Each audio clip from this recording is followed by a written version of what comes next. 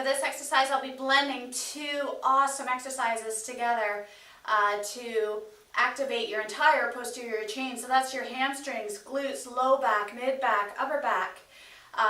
So we're going to be doing a stiff-legged deadlift and a bent-over dumbbell row.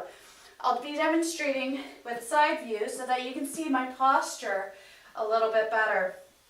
So for your stiff-legged deadlift, you're going to keep your legs straight, but not with your knees locked out in the back. You're going to have a slight bend in your knees. You're going to hinge at the hips to begin, keeping lots of tension in your glutes. And from here, we're going to do a bent-over dumbbell row. So for that, elbows pull to the ceiling, and then return to that full extension.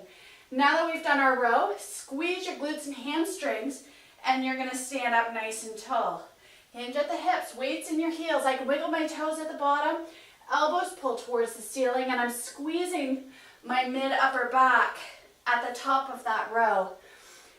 It's important to keep the weight all in your heels when you're hinging at the hips for this stiff-legged deadlift with lots of tension in your glutes and your hamstrings. If you cannot wiggle your toes at the bottom, your hips are not sitting in the right spot. Your hips should be behind your heels, and you're going to be risking pulling your lower back. So ensure that you're able to wiggle your toes at the bottom. Make sure that you're checking that. If you feel stress or pulling in your lower back, then you need to lighten up the weight and check your form. Make sure that your hips are sitting back.